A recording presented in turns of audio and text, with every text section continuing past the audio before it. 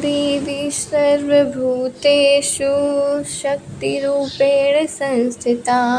नमस्तस्यै नमस्तस्यै नमस्तस्यै नमो नमः। दोस्तों, आज नवरात्रि का पहला दिन है और आज माँ शैलपुत्री का दिन है। तो चलिए हम लोग आज कथा शुरू करते हैं और इसके बाद वाले वीडियो में हम लोग एक गाने का वीडियो बना रहे हैं, तो उसको भी आप लोग ज़रूर देखिएगा। तो चलिए शुरू करते हैं। आज की नवरात्रि के पहले दिन हम माता शैलपुत्री की पूजा करते हैं, है ना। और शारदीय नवरात्रि के प्रथम दिवस पर जब सृष्टि शक्ति का आवाहन करती है, तब माता शैलपुत्री की महिमा संपूर्ण गगन में गूंज उठती है। आकाश सिंदूरी हो जाता है, जैसे स्वयं प्रकृति देवी का स्वागत कर रहा हो।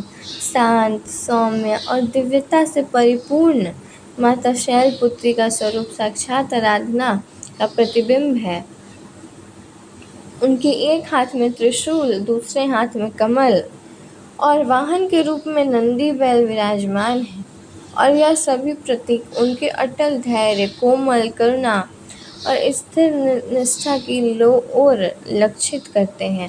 पर्वतराज हिमालय की पुत्री होने के कारण देवी दुर्गा को शैलपुत्री के नाम से जाना जाता है।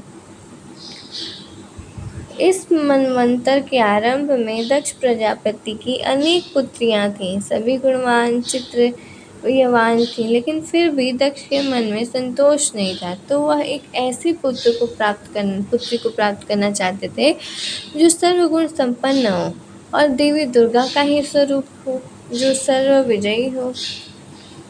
और इसी इच्छा से प्रजापति दक्ष ने कठिन तपस्या आरंभ की। अनेकों वर्षों तक उन्होंने कठोर तप किया और आखिरकार देवी भगवती को उन्होंने प्रसन्न कर ही लिया। जब देवी दुर्गा उनके समक्ष प्रकट हो गईं, तो प्रजापति दक्ष ने उनसे अपनी पुत्री के रूप में जन्म लेने का वरदान मांगा। और दक्ष प्रजापति की इच्छा को पूर्ण करते हुए देवी दुर्गा ने कहा, राजन, मैं तुम्हारे तप से प्रसन्न हूँ। मैं स्वयं तुम्हारी पुत्री के रूप में तुम्हारे घर पर जन्म लूँगी और मेरा नाम सती होगा।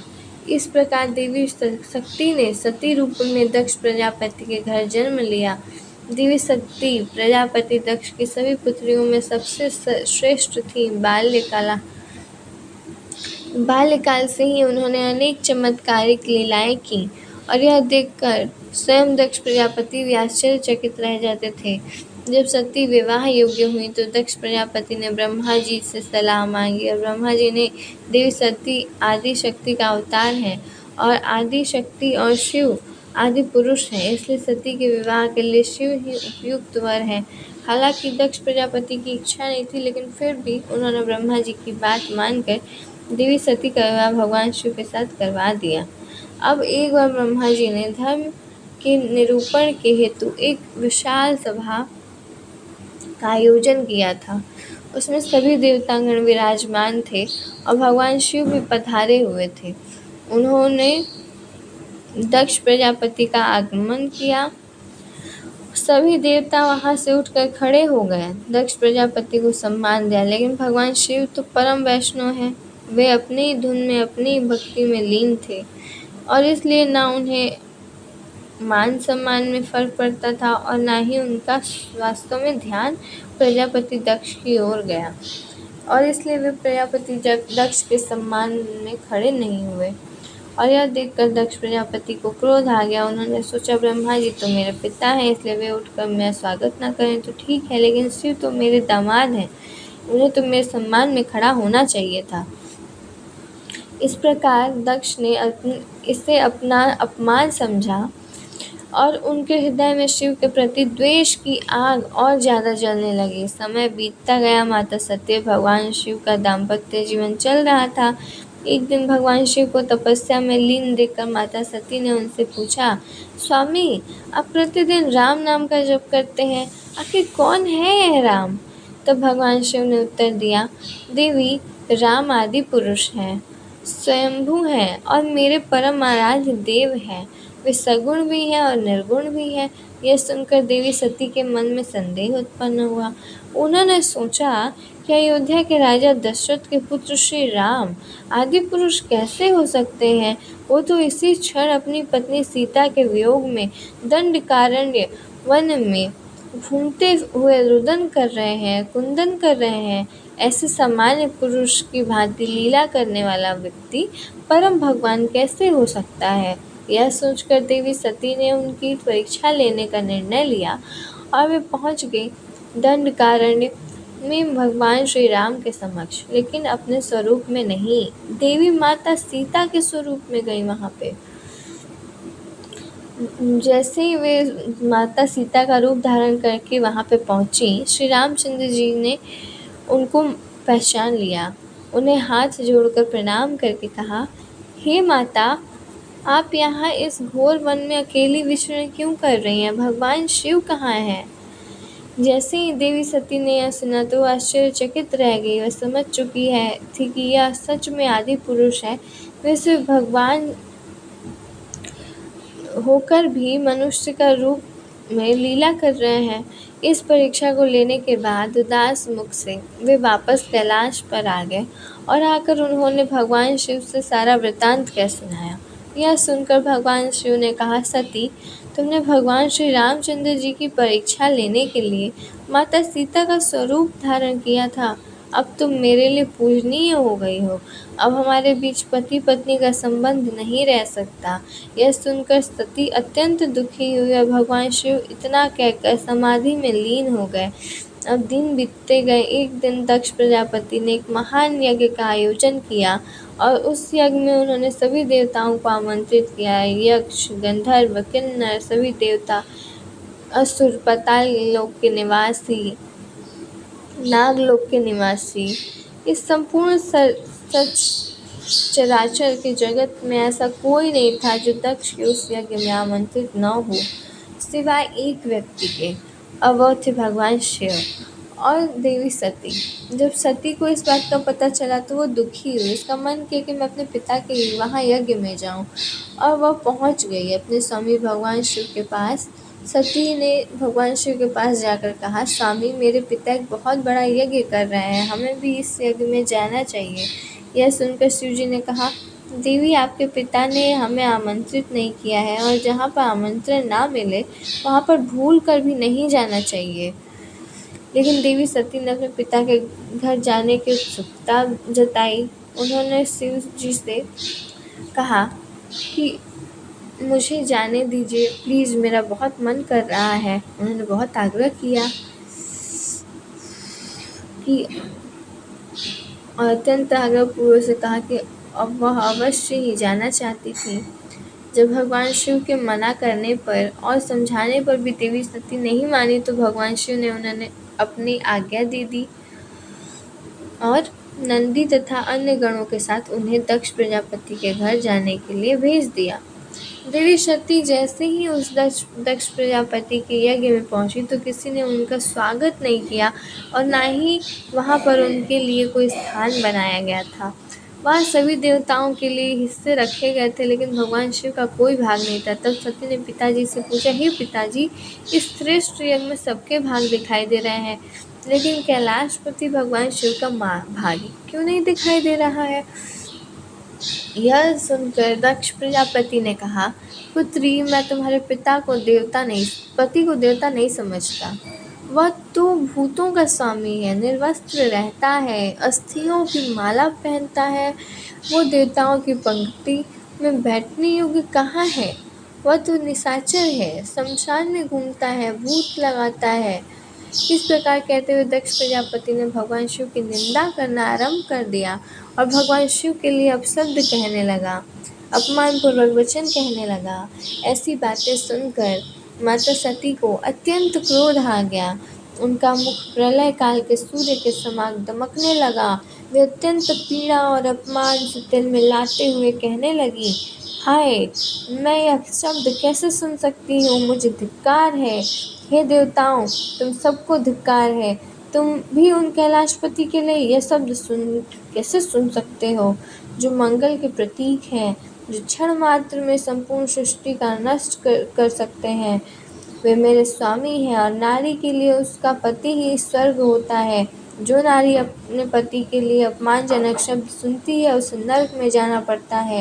हे पृथ्वी, ध्यान से सुनो। हे आकाश, तुम भी सुनो। देवताओं, से शब्द ध्यान पूर्वक सुनो।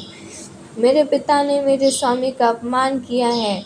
अब मैं एक क्षण भी जीवित नहीं रह सकती।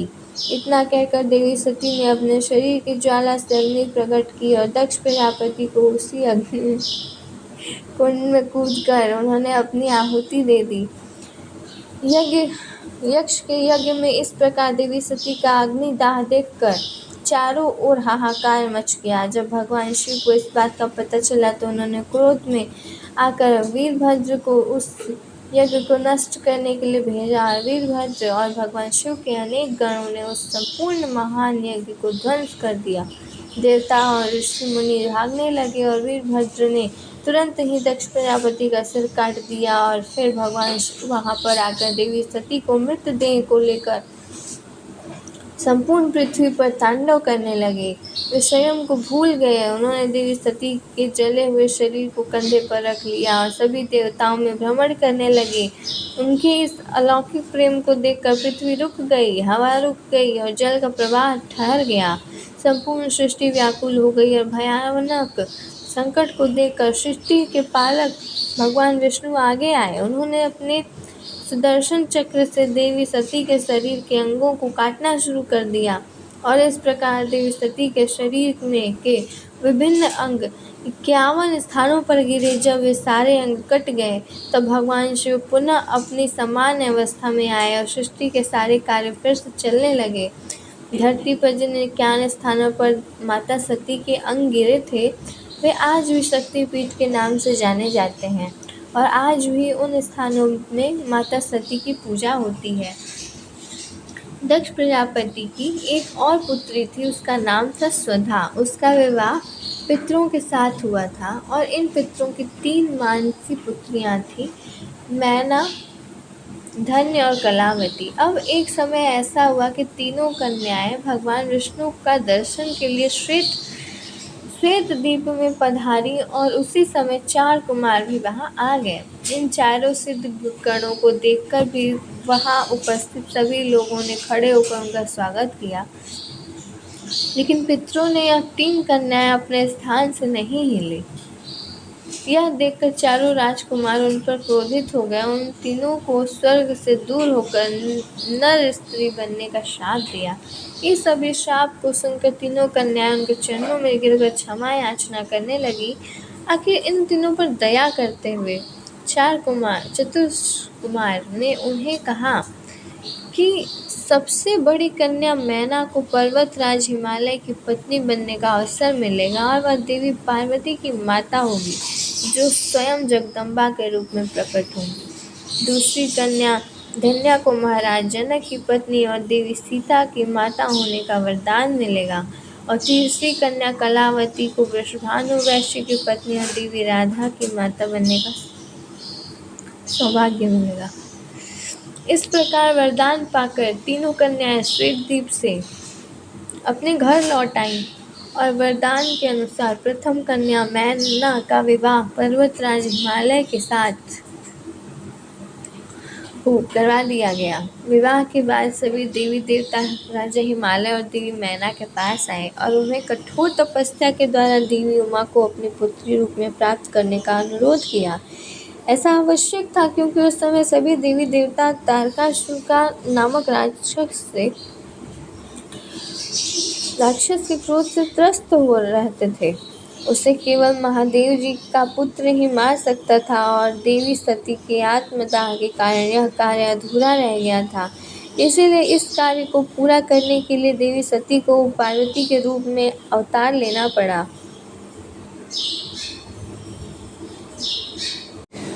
देवताओं की आज्ञा को सिरोधार्य करके राजा हिमालय और उनकी पत्नी मैना तपस्या में लीन हो गए। देवी मैना सदैव ब्राह्मणों को दान देती, बड़े ही भक्ति भाव से देवी उमा की उपासना करती। पवित्र गंगा नदी के किनारे देवी उमा की मिट्टी की मूर्ति बनाकर अनेक प्रकार के भोग अर्पण करती। कठोर व्रत का पालन करते हुए कभी निराहार रहती तो कभी जल पर ही निर्भर रहती। एक समय तो उन्होंने केवल वायु पर ही जीवन यापन किया। इस प्रकार कठोर तपस्या करते हुए उन्हें 27 वर्ष बीत गए।